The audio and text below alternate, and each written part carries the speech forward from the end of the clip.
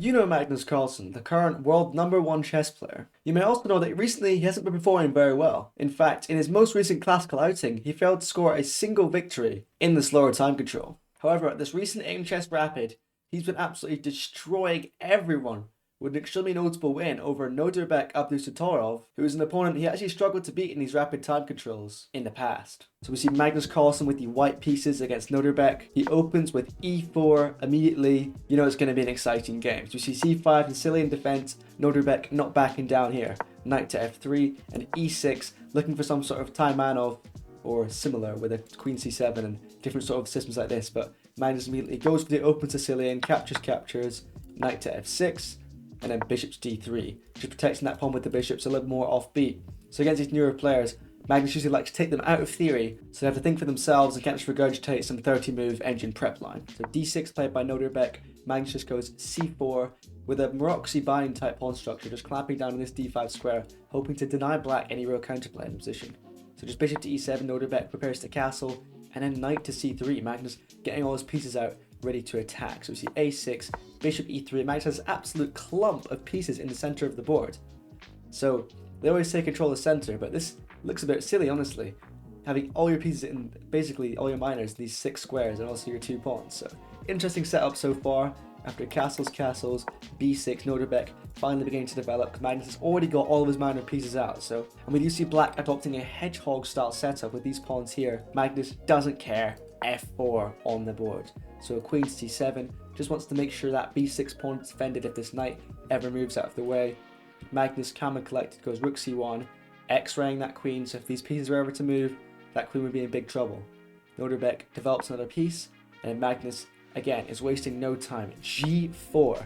This move has been played before, it's not a completely new move, it's not a novelty, but looks quite ridiculous. Magnus just lunging every single piece and pawn he has towards that black king. So we see knight to c5, Nodirbek moved trying to grab that bishop pair, finally deciding to expand out of his little 6 to 8 rank bunker. Magnus goes bishop b1, he's not letting him get that bishop, there's no need to. Then we see bishop to b7, Nodirbek finally completes his development. Magnus goes queen to f3 because there's a lot of pressure on that e-pawn, and Nodirbek replies g6. It's a bit of an interesting move, you know, you undefend this knight, but you do try and get control of some key light squares on h5 and f5. So if you're trying to get attacked, if you can control those squares more than your opponent, it's going to be very hard for him to break through. So Magnus continues b4, booting that knight away. Knight has to go back. I mean, look at this. Magnus has every single pawn, apart from 2. He's moved forward 2 squares in the opening. It's absolutely ridiculous.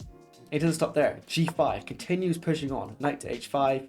Knight d5, sacrificing a knight. You know, what is this idea? Well, the idea is to sacrifice 2 knights. So if black were to take, he would go knight f5, sacrificing another knight. And if black takes that one as well, you'd go c takes d5 with a hit on the queen, so obviously queen has to move out of the way. And after queen takes h5, white's just got a massive attack on the black king. As you can see, you just basically take here, get these pawns rolling in, and do something like queen h6, and there's nothing black can do. His pieces are just not well placed enough to stop this attack. So of course, Nodirbek could not allow this, he did not go for this, and instead he just played queen d8 because obviously this move comes with a hit on the queen, you can't capture it, so he decides to move the queen out of the way. Magnus just continues by capturing the bishop, so then queen takes. Now Magnus has the bishop pair, but the position is quite locked at the moment, so he should probably seek to open it up when we continue this attack he started towards the black king. So he just wastes no time again, queen to h3. Nodirbek moves a rook in the game, Magnus follows suit. Now we have all these heavy pieces on these E and F files, so if these open up, it's going to be an absolute brawl. So queen to d8, Nodirbek doesn't want to block his rook, and knight e2. Magnus just rerouting that knight, hopefully to try and break through over towards the king side. So we see e5, close center, normally favours the attacker, so I'm just going to benefit Magnus. f5, Magnus pushing on, that center is now closed. It's going to be quite tricky for Nodirbek to rotate his pieces around to defend his king. f6, now we have this weird pawn clump, a lot to calculate here, different captures, different things you could do. Magnus decides to go queen to h4, doesn't want to clarify that situation yet, he wants to keep the tension because he gives Nodirbek more work to do in the calculation. Now this is only a rapid game, this wasn't a classical match. Rook f7 by Nodirbek, Magnus just goes rook d1, putting some pressure on this undefended pawn.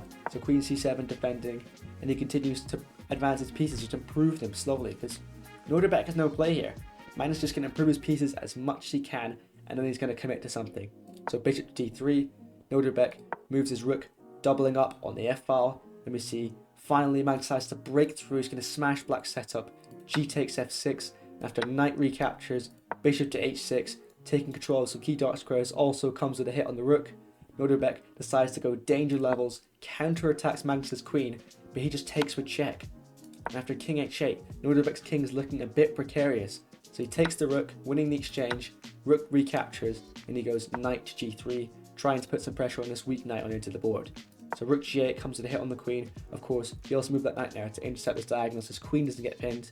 So queen to h6, queen to f7, Nodirbek trying to dilute this attack, and then he just goes bishop to e2, threatening to win this knight onto the board. So knight f4, of course Nodirbek cannot allow that. Rook takes f4, Magnus decides to sacrifice his rook as well, just to try and break through because this is a very strong knight. The engine wasn't too happy with that, but practically it makes this position much easier to play, so good move from the former world champion.